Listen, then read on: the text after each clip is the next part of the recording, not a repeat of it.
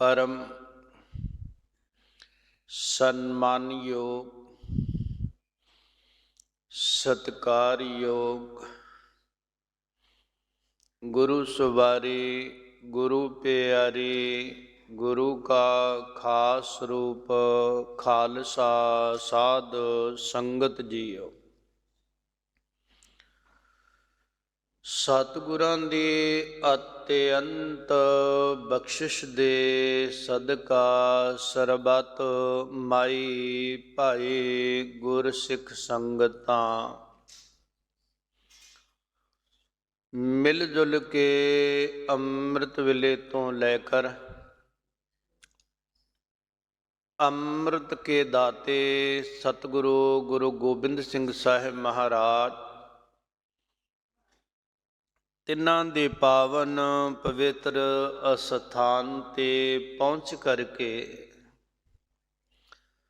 सतगुरु ग्रंथ साहिब महाराज जी दे दर्शन दीदार करदियां होइयां ਸਾਹਿਬਾਂ ਦੀ ਮੁਬਾਰਕ ਗੋਦ ਦਾ ਆਨੰਦ ਮਾਣਦੇ ਹੋਏ ਆ ਰਹੇ ਹਾਂ। ਸਾਹਿਬ ਦੇ ਬਚਨਾਂ ਨੂੰ ਪੜ੍ਹਦੇ ਸੁਣਦੇ। ਮਹਾਰਾਜ ਦਿਆਲੂ ਕਿਰਪਾਲੂ ਸਤਿਗੁਰੂ ਜੀ ਆ ਸਾਡੀ ਕਲਿਆਣ ਕਰਨ ਵਾਸਤੇ ਜੀਵਾਂ ਦੀ ਸਾਨੂੰ ਧੁਰ ਦਰਗਾਹੀ ਬਚਨਾਂ ਦੇ ਦੁਆਰਾ ਸਮਝਾਉਂਦੇ ਨੇ। ਸੰਸਾਰ ਦੇ ਵਿੱਚ ਉਹਨਾਂ ਬਚਨਾਂ ਨੂੰ ਪ੍ਰਕਾਸ਼ਿਤ ਕਰਕੇ ਜਿਹੜੇ ਹਿਰਦਿਆਂ ਦੇ ਅੰਦਰ ਉਹ ਬਚਨ ਟਿਕ ਜਾਂਦੇ ਨੇ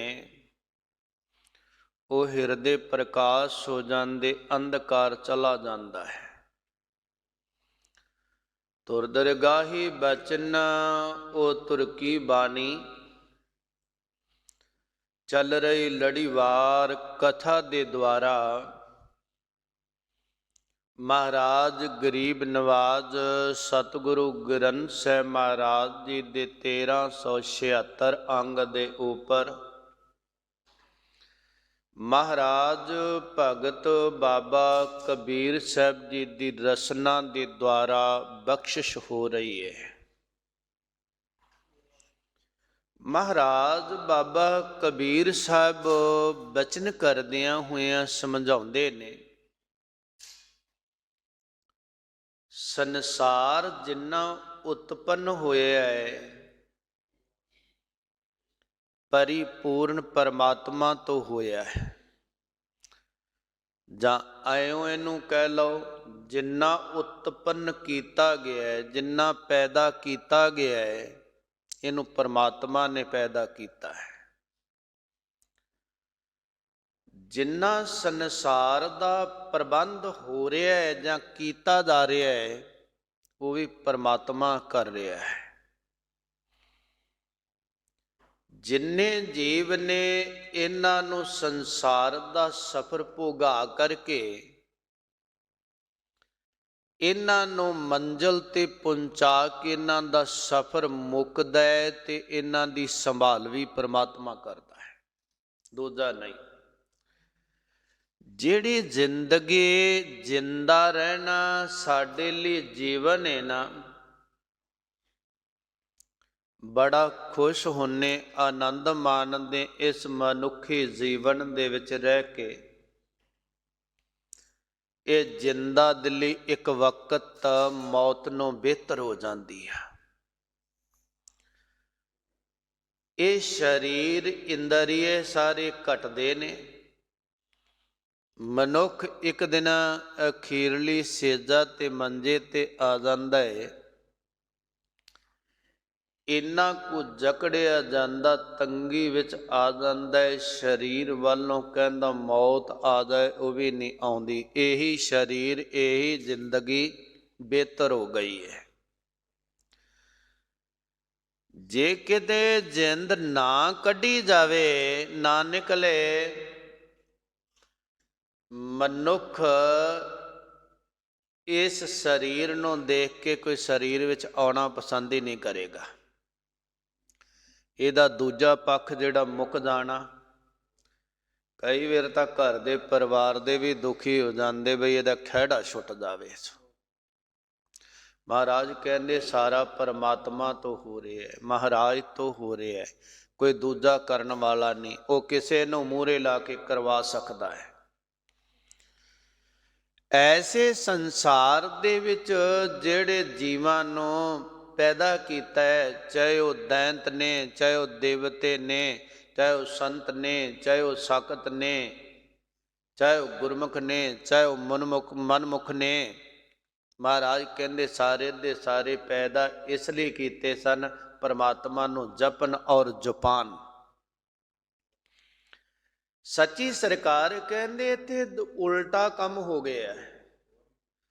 ਸਾਰੇ ਜਪਦੇ ਨਹੀਂ, ਤੇ ਜਿਹੜੇ ਜਪਦੇ ਨੇ, ਜਿਹੜੇ ਰੱਬ ਵੱਲ ਨੂੰ ਤੁਰਦੇ ਨੇ, ਬਹੁਤ ਆਦ ਅੰਦਰ ਦੁਨੀਆ ਦੇ ਲੋਕ ਉਹਦੇ ਵਿੱਚ ਵਾਧਾ ਖੜੀ ਕਰਦੇ ਨੇ, ਰੁਕਾਵਟ ਖੜੀ ਕਰਦੇ ਨੇ। ਇਹ ਕਿਉਂ ਇਸ ਪਾਸੇ ਨੂੰ ਜਾ ਰਿਹਾ, ਉਹਨੂੰ ਰੋਕਣ ਦਾ ਯਤਨ ਕਰਦੇ ਨੇ। ਧਰਮ ਨੂੰ ਕਿਉਂ ਕਮਾ ਰਿਹਾ ਹੈ। ਮਹਾਰਾਜ ਕਬੀਰ ਸਾਹਿਬ ਕਹਿੰਦੇ ਦੁਨੀਆ ਅੰਦਰ ਬਹੁਤਾਤ ਅੰਦਰ ਲੋਕ ਐਸੇ ਨੇ ਜਿਹੜੇ ਆਪ ਤਾਂ ਪ੍ਰਭੂ ਨੂੰ ਸਿਮਰ ਨਹੀਂ ਸਕਦੇ, ਆਪ ਪ੍ਰਭੂ ਨੂੰ ਯਾਦ ਨਹੀਂ ਕਰ ਸਕਦੇ, ਦੂਜਿਆਂ ਨੂੰ ਉਪਦੇਸ਼ ਬਖਸ਼ਿਸ਼ ਨਹੀਂ ਕਰ ਸਕਦੇ, ਦੂਜਿਆਂ ਨੂੰ ਪਰਮਾਤਮਾ ਨਾਲ ਨਹੀਂ ਜੋੜ ਸਕਦੇ। ਮਹਾਰਾਜ ਕਹਿੰਦੇ ਬਾਧਾ ਇੰਨੀ ਖੜੀ ਕਰਦੇ ਨੇ ਕਿ ਇਹਨੂੰ ਰੋਕਿਆ ਜਾਏ, ਇਹਨੂੰ ਇਧਰੋਂ ਤੋੜਿਆ ਜਾਏ। ਇਹਨੂੰ ਤੋੜਦੇ ਹੋ ਜਦੋਂ ਆਪ ਟੁੱਟਾ ਹੋਏਗਾ, ਕਿਸੇ ਨੂੰ ਕੀ ਖਾਕ ਜੋੜੇਗਾ। ਮਹਾਰਾਜ ਕਬੀਰ ਸਾਹਿਬ ਕਹਿੰਦੇ ਮੇਰੀ ਪ੍ਰੀਤੀ, ਮੇਰਾ ਪ੍ਰੇਮ, ਮੇਰਾ ਨੇਮ, ਮੇਰੀ ਸੁਰਤ ਸਿਮਰਤੀ ਪਰਮਾਤਮਾ ਨਾਲ ਲੱਗ ਗਈ। ਕਬੀਰ ਲਾਗੀ ਪ੍ਰੀਤ ਸੁਜਾਨ ਸਿਉ। ਉਹ ਸਿਰਜਣਾ ਕਰਨ ਵਾਲਾ ਜਿਹੜਾ ਪਰਿਪੂਰਨ ਪਰਮਾਤਮਾ ਹੈ ਨਾ, ਕੁਲ ਕਾਇਨਾਤ ਦੀ ਵਾਹਿਗੁਰੂ, ਮਹਾਰਾਜ ਕਬੀਰ ਸਾਹਿਬ ਕਹਿੰਦੇ ਸੰਸਾਰ ਵਿੱਚ ਆ ਕੇ ਮੇਰੀ ਸੁਰਤ ਉਹਦੇ ਨਾਲ ਜੁੜ ਗਈ। ਤੇ ਮਹਾਰਾਜ ਕਹਿੰਦੇ ਵਰਜੈ ਲੋਕ ਅਜਾਨ, ਜਿਹੜੇ ਕਾਂਛੀ ਦੇ ਵਿੱਚ ਰਹਿਣ ਵਾਲੇ ਅਣਜਾਣ ਸੀ ਨਾ, ਬੇਸਮਝ ਸੀ, ਬੜਾ ਵਰਜਦੇ ਸਨ। ਬੜੀਆਂ ਵਾਧਾ ਖੜੀਆਂ ਉਹਨਾਂ ਕੀਤੀਆਂ, ਕਦੇ ਕੁਝ, ਕਦੇ ਕੁਝ, ਕਦੇ ਉਹਨੂੰ ਕੁਝ, ਕਦੇ ਉਹਨੂੰ ਹਾਥੀ ਅੱਗੇ ਬੰਨ੍ਹ ਕੇ ਸਿੱਟਿਆ ਗਿਆ, ਕਦੇ ਗੰਗਾ ਦੀਆਂ ਲਹਿਰਾਂ ਵਿੱਚ ਔਰ ਧਕੇਲ ਦਿੱਤਾ ਗਿਆ, ਕਦੇ ਉਹਦੇ ਤੇ ਕੋਈ ਪੰਚਾਇਤ ਇਕੱਠੀ ਹੋ ਕੇ ਆ ਗਈ ਕਿ ਤੂੰ ਨਹੀਂ ਇੱਥੇ ਉਪਦੇਸ਼ ਕਰ ਸਕਦਾ, ਤੂੰ ਨਹੀਂ ਬੋਲ ਸਕਦਾ। ਕਬੀਰ ਸਾਹਿਬ ਕੋਲ ਬੜੀਆਂ ਚਰਚਾਵਾਂ ਕਰਨ ਵਾਲੇ ਆਏ ਇਕੱਠੇ ਹੋ ਕੇ, ਪਰ ਝੂਠੇ ਸਨ, ਉਹਨਾਂ ਨੂੰ ਮੂੰਹ ਦੀ ਖਾਣੀ ਪਈ। ਮਹਾਰਾਜ ਕਬੀਰ ਸਾਹਿਬ ਕਹਿੰਦੇ ਇਹਨਾਂ ਸਭਨਾਂ ਦਾ ਪ੍ਰਯੋਜਨ ਇੱਕੋ ਹੀ ਸੀ, ਮੇਰੀ ਹੈਲਪ ਕਰਨਾ ਨਹੀਂ, ਵਾਧਾ ਖੜੀ ਕਰਨੀ ਹੈ। ਇਹ ਪਰਮਾਤਮਾ ਵੱਲ ਨੂੰ ਕਿਉਂ ਵੱਧਦਾ ਜਾ ਰਿਹਾ ਹੈ, ਇਹਨੂੰ ਪਿੱਛੇ ਹਟਾਓ, ਇਹਦੀ ਸੁਰਤ ਤੋੜ ਦੇਵੋ। ਮਹਾਰਾਜ ਕਹਿੰਦੇ ਆਪਦੇ ਆਪ ਨੂੰ ਸਿਆਣੇ ਕਹਿਲਾਉਂਦੇ ਸਨ, ਆਪਦੇ ਆਪ ਨੂੰ ਵਿਦਵਾਨ ਕਹਿਲਾਉਂਦੇ ਸਨ, ਪਰ ਹੈ ਅਣਜਾਣ ਸਨ ਭਗਵਾਨ ਤੋਂ, ਪਰਮਾਤਮਾ ਤੋਂ ਬੇਸਮਝ। ਮਹਾਰਾਜ ਕਹਿੰਦੇ ਤਾਸਿਓ ਟੂਟੀ ਕਿਉਂ ਬਣੈ, ਜਾ ਕੇ ਜੀ ਪ੍ਰਾਣ, ਜਿਹਨੇ ਪ੍ਰਾਣ ਦਿੱਤੇ ਹੋਏ ਨੇ, ਜਿਹੜਾ ਪ੍ਰਾਣਾਂ ਦੇ ਸਹਿਤ ਅੰਦਰ ਵਸਦਾ ਪਿਆ ਹੈ। ਜਿਵੇਂ ਪ੍ਰਾਣ ਸਰੀਰ ਚੋਂ ਜੁਦਾ ਨਹੀਂ ਕੀਤੇ ਜਾ ਸਕਦੇ, ਪ੍ਰਾਣ ਸਰੀਰ ਚੋਂ ਜੁਦਾ ਕਰਕੇ ਮੈਂ ਜਿੰਦਾ ਨਹੀਂ ਰਹਿ ਸਕਦਾ। ਮਹਾਰਾਜ ਕਬੀਰ ਸਾਹਿਬ ਕਹਿੰਦੇ ਨੇ ਦੁਨੀਆ ਦੇ ਲੋਗੋ ਭਗਵਾਨ ਤੋਂ ਦੂਰ ਹੋ ਕੇ ਮੈਂ ਜਿੰਦਾ ਨਹੀਂ ਰਹਿ ਸਕਦਾ। ਉਹਦੇ ਨਾਲ ਤੋੜ ਕੇ ਸੁਰਤ ਤੇ ਮੇਰੇ ਕਿਸ ਤਰ੍ਹਾਂ ਜਿਹੜੀ ਇਹ ਬੰਤਰ ਮਜ਼ਬੂਤ ਰਹਿ ਸਕਦੀ ਹੈ, ਹੋਂਦ ਰਹਿ ਸਕਦੀ ਹੈ। ਨਹੀਂ, ਐਸਾ ਨਹੀਂ। ਇਹ ਜੀਵ ਕੋਈ ਤੈਨੂੰ ਕਿੰਨੇ ਐਗਜ਼ਾਮਪਲ ਦੇਵੇ, ਕਿੰਨੀਆਂ ਸਿੱਖਿਆਵਾਂ ਦੇਵੇ, ਦੁਨੀਆ ਦੇ ਸਿਆਣੇ ਸਮਝਾਉਣ ਆ ਜਾਣ ਕਿ ਰੱਬ ਵਾਲਾ ਪਾਸਾ ਛੱਡ ਦੇ, ਕਦੇ ਨਾ ਛੱਡੀ। ਕਬੀਰ ਸਾਹਿਬ ਕਹਿੰਦੇ ਇਹ ਮੇਰੀ ਸਿੱਖਿਆ ਈ, ਉਹਦੇ ਨਾਲੋਂ ਨਾਤਾ ਤੋੜ ਕੇ ਤੇਰੇ ਪੱਲੇ ਕੁਝ ਨਹੀਂ ਪੈਣਾ। ਇਹ ਜਿਹੜੇ ਸਿਆਣੇ ਆਏ ਨੇ ਇਹਨਾਂ ਦਾ ਸਾਥ ਛੱਡ ਕੇ ਨਿਰੰਕਾਰ ਦਾ ਸਾਥ ਪਕੜਿਆ ਹੋਇਆ, ਤੇਰੀ ਜੈ ਜੈਕਾਰ ਹੋ ਜਾਣੀ ਹੈ। ਮਹਾਰਾਜ ਕਬੀਰ ਸਾਹਿਬ ਕਹਿੰਦੇ ਸਜਣਾ, ਕਾਹਦਾ ਦੁਨੀਆ ਦਾ ਹੰਕਾਰ ਪਿਆ ਕਰਦਾ ਹੈ, ਸੰਸਾਰ ਦੇ ਅੰਦਰ ਮਨੁੱਖ ਦੀ ਹੈਸੀਅਤ ਨਿਗੁਣੀ ਜਿਹੀ ਹੈ ਔਰ ਉਸ ਹੈਸੀਅਤ ਨੂੰ ਸਮਝਣ ਦਾ ਯਤਨ ਕਰ। ਮਹਾਰਾਜ ਕਬੀਰ ਸਾਹਿਬ ਕਹਿੰਦੇ ਕਿੰਨੀ ਕੁ ਹੈਸੀਅਤ ਹੈ। ਕਹਿ ਲੱਗੇ ਕਬੀਰ ਕੋਠੇ ਮੰਡਪ ਹੇਤ ਕਰ, ਕਾਹੇ ਮਰੋ ਸਵਾਰ। ਮਹਾਰਾਜ ਕਬੀਰ ਸਾਹਿਬ ਕਹਿੰਦੇ ਦੁਨੀਆ ਦੇ ਲੋਗੋ, ਸੰਸਾਰ ਦੇ ਅੰਦਰ ਜੀਵ ਆਏ, ਕੋਠੇ ਤੋਂ ਭਾਵ ਇੱਥੇ ਵਿਦਵਾਨ ਸੱਜਣਾ ਕੱਚੇ ਲੈਂਦੇ ਨੇ। ਬਈ ਜਿਹੜੇ ਕੱਚੇ ਬੁਣਾਏ ਮਕਾਨ ਨੇ ਜਾਂ ਝੌਪੜੀਆਂ ਛੰਨਾਂ ਬੁਣਾਈਆਂ ਨੇ, ਜ਼ਰੂਰੀ ਨਹੀਂ ਕਿ 7 ਮੰਜ਼ਲਾ ਹੋਵੇ ਔਰ ਇੱਕ ਝੁੱਗੀ ਦੇ ਨਾਲ ਵੀ ਕਿਸੇ ਦਾ ਮੋਹ ਜੁੜ ਸਕਦਾ ਹੈ। ਇੱਕ ਝੁੱਗੀ ਦੇ ਨਾਲ ਵੀ, ਉਹ ਝੁੱਗੀ ਪਾ ਲੈ ਫਕੀਰ ਤੇ ਕਿਤੇ ਲਾਗਿਓ ਅੱਗ ਲੱਗੀ ਹੋਵੇ ਦੌੜ ਕੇ ਆਉਂਦਾ, ਸੜਨਾ ਸੁਝਾਏ। ਹੈ ਤਾਂ 4 ਕੱਖ ਹੀ ਰੱਖੇ ਨਾ, ਜੰਗਲ ਦੇ ਵਿੱਚੋਂ 4 ਟੰਬੇ ਹੀ ਵੱਢ ਕੇ ਰੱਖੇ ਹੋਏ ਆ ਨਾ, ਤੇ ਉੱਪਰ ਕੱਖ ਕੰਡਾ ਪਾਇਆ ਹੋਰ ਪੈ ਜੂ, ਉਹਦੇ ਵੱਲੇ ਭੱਜਦਾ ਮੋਹ ਉੱਥੇ ਪੈ ਗਿਆ। ਉਹ ਕੱਚੇ ਮਹੱਲਾਂ ਦੇ ਨਾਲ ਵੀ ਮੋਹ ਪੈ ਗਿਆ, ਛੱਡਣਾ ਨਹੀਂ ਚਾਹੁੰਦਾ। ਤੇ ਮੰਡਪ ਕਹਿੰਦੇ ਮਹਿਲ ਮਾੜੀਆਂ ਚੰਗੇ ਬੁਣਾਏ ਲਿਪੇ, ਜਿਨ੍ਹਾਂ ਨੂੰ ਪੱਕੇ ਕਹਿ ਲਓ, ਉਹਨਾਂ ਦੇ ਨਾਲ ਵੀ ਕਈਆਂ ਦਾ ਮੋਹ ਹੈ। ਜਿੰਨਾ ਮੋਹ ਇੱਕ ਝੌਪੜੀ ਦੇ ਨਾਲ ਪਿਆ ਹੋਇਆ ਨਾ, ਝੁੱਗੀ ਦੇ ਵਿੱਚ ਰਹਿਣ ਵਾਲੇ, ਛੰਨ ਦੇ ਵਿੱਚ ਰਹਿਣ ਵਾਲੇ ਦਾ, ਉਦੋਂ ਵੱਧ ਕੇ ਮੋਹ ਆ ਵੱਡੀਆਂ 3 ਮੰਜ਼ਲਾਂ ਦੇ ਵਿੱਚ ਰਹਿਣ ਵਾਲੇ ਦਾ। ਬੜਾ ਸ਼ੌਂਕ ਨਾਲ ਬਣਾਉਂਦਾ ਉਹਨੂੰ, ਤੇ ਬੜਾ ਪ੍ਰੇਮ ਨਾਲ ਚੁਣ ਚੁਣ ਕੇ ਉਹਨੂੰ ਪੱਥਰ ਲਾਉਂਦਾ ਹੈ। ਤੇ ਮਹਾਰਾਜ ਕਬੀਰ ਸਾਹਿਬ ਕਹਿੰਦੇ ਬੰਦਿਆ ਕਦੇ ਸੋਚਿਆ ਹੀ ਇਹਦੇ 'ਚ ਜਿੰਨੇ ਕਮਰੇ ਬਣਾਏ ਨੇ ਤੇਰਾ ਕਿਹੜਾ ਹੈ? ਕਹੇਗਾ ਨਾ ਘਰ ਮੇਰਾ, ਫੱਟੀ ਲਿਖ ਕੇ ਲਾ ਲਏਗਾ। ਤੇ ਆਪਾਂ ਸਾਰਿਆਂ ਨੂੰ ਪਤਾ ਵੀ ਇਹਦਾ ਘਰ ਕਿਹੜਾ ਹੁੰਦਾ ਹੈ, ਇਹਨੂੰ ਕਿਹੜੇ ਕਮਰੇ 'ਚ ਰੱਖਦੇ ਨੇ। ਉਦੋਂ ਤਾਂ ਕਿਸੇ ਕਮਰੇ ਦੇ ਵਿੱਚ ਵੀ ਨਹੀਂ ਲਿਆ ਕੇ ਰੱਖਦੇ, ਬਈ ਉਸ ਕਮਰਾ ਸੀ ਇਹਦਾ, ਚੱਲ ਜਾਂਦੀ ਵੈਰੀ ਉਹਦੇ 'ਚ ਪਾ ਦਿਓ, ਕੋਈ ਨਹੀਂ ਰੱਖਦਾ। ਮਹਾਰਾਜ ਸਾਹਿਬ ਕਹਿੰਦੇ ਜਿਹੜਾ ਮੋਹ ਸੀ ਨਾ,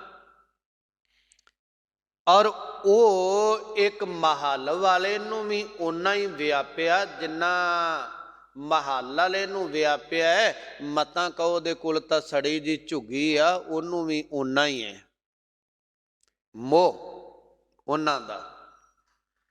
ਤੇ ਜੇ ਤਾਂ ਦੋਵੇਂ ਬੱਝੇ ਆ ਨਾ ਮੋਹ ਦੇ, ਫਿਰ ਭਗਤ ਬਾਬਾ ਨਾਮਦੇਵ ਜੀ ਨੇ ਇੱਕ ਬਚਨ ਕਿਹਾ, ਕਹਿ ਲੱਗੇ ਬਈ ਜਿਹੜਾ ਅੰਤਲੇ ਸਮੇਂ ਤੇ ਆ ਕੇ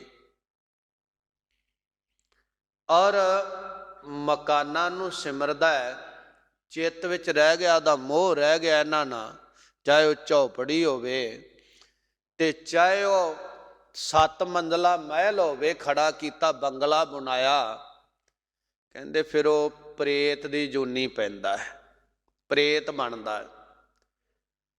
ਅੰਤ ਕਾਲ ਜੋ ਮੰਦਰ ਸਿਮਰੈ, ਐਸੀ ਚਿੰਤਾ ਮਹਿ ਜੀ ਮਰੈ, ਪ੍ਰੇਤ ਜੂਨ ਹੋਏ ਵਲ ਵਲ ਅਵਤਰੈ।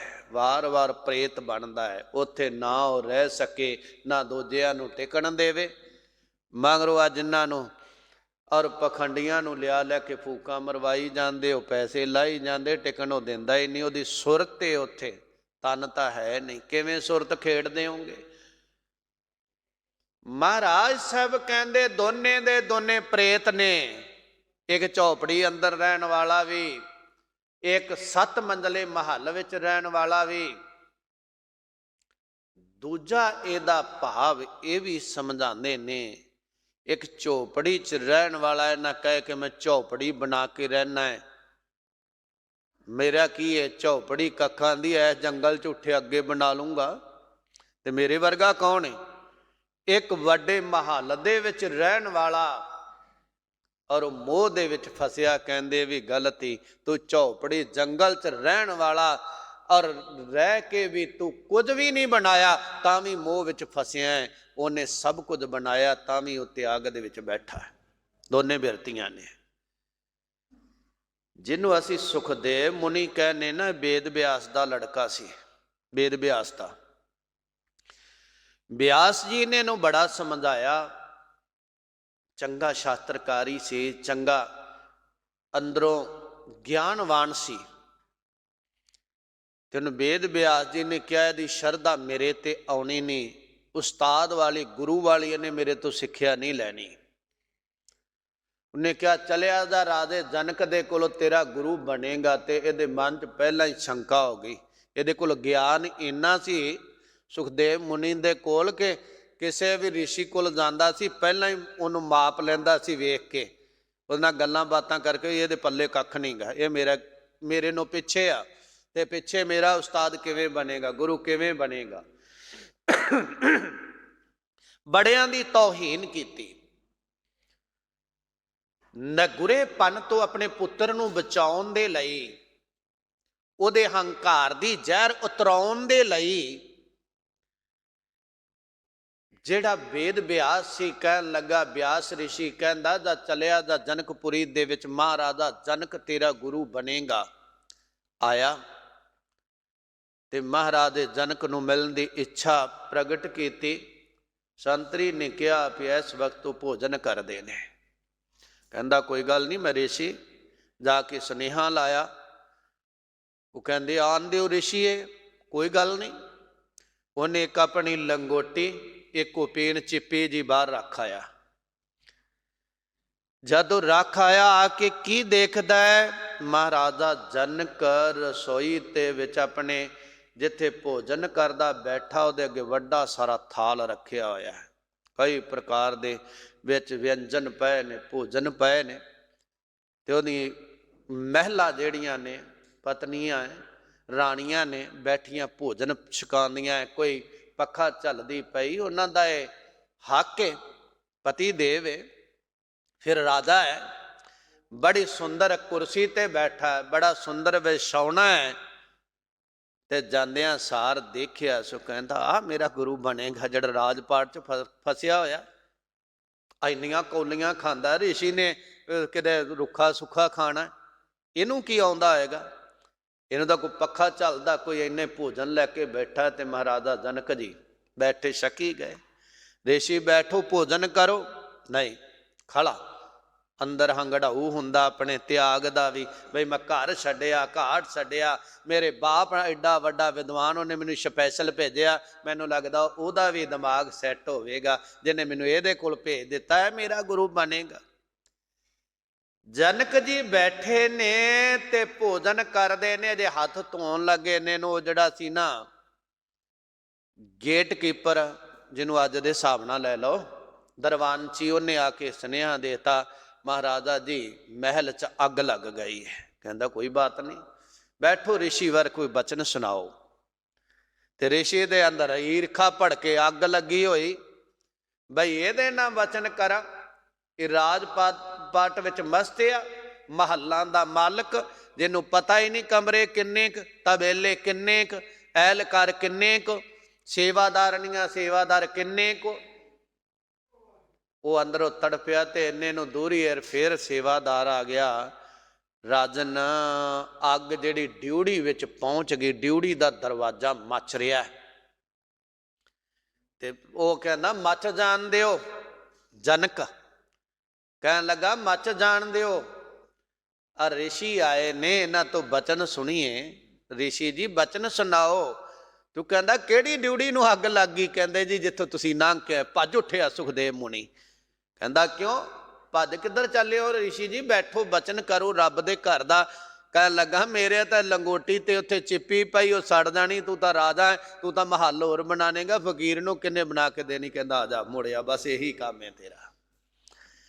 मेरा महल जल रहा है, दरवाजे तक अग आ गई है, अंदर नूं वध गई है, मैं ज्यों दा त्यों बैठा है। वो तेरे कोल एक गिठ कपड़ा ਉਹ ਇੱਕ ਡਕੌਲੇ ਜਿੰਨੀ ਜਿਹੜੀ ਚਿਪੀ ਤੇਰੀ ਤੂੰ ਤਾਂ ਉਹਦੇ ਮੂੰਹ 'ਚ ਹੀ ਫਸਿਆ ਆ।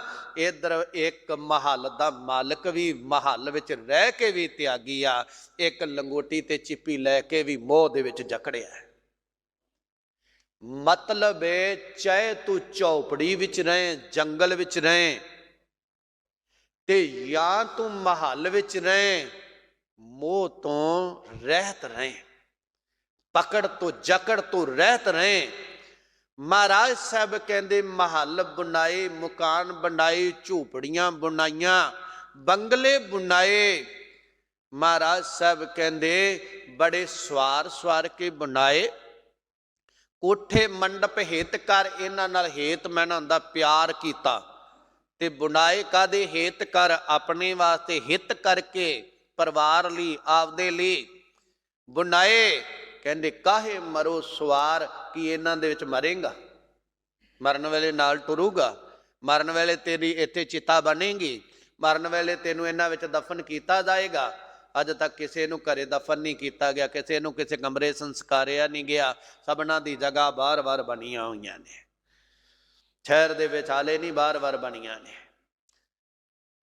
ਜਿਹੜੇ ਕਮਰੇ 'ਚ ਰੋਜ਼ ਪੋਚੇ ਲਵਾਉਂਦਾ ਸੀ, ਆਹ ਕਮਰਾ ਮੇਰਾ ਰੋਜ਼ ਸਾਫ਼ ਹੋਣਾ ਚਾਹੀਦਾ ਹੈ, ਤੇ ਜਿੱਥੇ ਸੰਸਕਾਰਿਆ ਗਿਆ ਉੱਥੇ ਰੋਜ਼ ਝਾੜੂ ਮਾਰਦਾ ਕੋਈ? ਪਤਾ ਨਹੀਂ, ਜਿੱਦਣ ਜਾਂਦੇ ਉਦਣ ਹੀ ਮਾੜਾ ਜਿਹਾ ਉੱਥੇ ਝਾੜੂ ਮਾਰਦੇ ਲੱਕੜਾਂ ਲਾਉਣ ਲਈ। ਪਹਿਲਾਂ ਪਤਾ ਨਹੀਂ ਕੁੱਤੇ ਬਿੱਲੇ ਕਿੰਨੇ ਕੁ ਉੱਥੇ ਆਉਂਦੇ ਨੇ। ਮਹਾਰਾਜ ਸਾਹਿਬ ਕਹਿੰਦੇ ਕੀ ਉਹਨਾਂ ਨੂੰ ਤੂੰ ਸਵਾਰਿਆ, ਕਦੇ ਸੁਧਾਰਿਆ? ਕਾਹਦੇ ਲਈ ਇਹਨਾਂ ਨਾਲ ਹੇਤ ਕਰਦਾ ਹੈ, ਕਾਹਦੇ ਲਈ ਮੋਹ ਜੋੜੀ ਬੈਠਾ ਹੈ? ਮੋਹ ਨੇ ਆਵਾ ਗਮਨ ਵਿੱਚ ਭਟਕਾਣਾ ਹੀ। ਸਜਣਾ ਇਹਦੇ ਤੋਂ ਬਚ, ਇਹਦਾ ਤਿਆਗ ਮੋਹ ਦਾ ਕਰ। ਕਾਰਜ 3.5 ਹੱਥ ਘਨੀ ਤਾਂ 4.25, 3.5 ਹੱਥਾਂ ਦੀ ਜ਼ਮੀਨ ਤੇ ਜਿਉਂਦੇ ਜੀ ਪੈਣਾ, 3.5 ਹੱਥ। ਤੇ ਜੇ ਸਰੀਰ ਕਿਸੇ ਦਾ ਥੋੜਾ ਜਿਹਾ ਜ਼ਿਆਦਾ ਲੰਬਾ ਹੋਵੇ ਤੇ 4.25। ਤੇ ਜਿੱਦਣ ਸਰੀਰ ਨੂੰ ਛੱਡਿਆ ਤੇ ਚਿਖਾ ਵੀ ਇੰਨੇ ਕਿਤੇ 3 ਹੱਥ ਤੇ ਜਾਂ 4.25 ਤੇ ਇੰਨੀ ਕੁ। ਤੇ ਜੇ ਕਿਸੇ ਦੀ ਕਬਰ ਖੋਦੀ, ਪੁਰਾਣੇ ਬਜ਼ੁਰਗ ਸਾਨੂੰ ਹੱਥ ਮਿਣ ਲੈਂਦੇ ਸਨ। ਉਦੋਂ ਹੱਥ ਹੁਣ ਫੁੱਟ ਚੱਲ ਪਏ ਨੇ, ਉਦੋਂ ਹੱਥ ਮਿਣਦੇ ਸੀ। ਕਿੰਨੇ ਹੱਥ ਕਬਰ ਕੱਢਣੀ ਆ? ਪੁਰਾਣੇ ਬਜ਼ੁਰਗਾਂ ਨੂੰ ਇਹਨਾਂ ਗੱਲਾਂ ਦਾ ਪਤਾ। ਉਹ 4.25 ਹੱਥ ਦੀ ਉਹਦੀ ਕਬਰ ਏ। ਕਹਿੰਦੇ ਜਗ੍ਹਾ ਤਾਂ ਤੈਨੂੰ ਇੰਨੀ ਕੁ ਨਸੀਬ ਹੋਣੀ ਏ, ਉਹ ਵੀ ਬਾਹਰ ਹੋਣੀ ਏ। ਕਿਉਂ ਐਵੇਂ ਮੱਲਾਂ ਮਾਰਦਾ ਪਿਆ ਹੈ?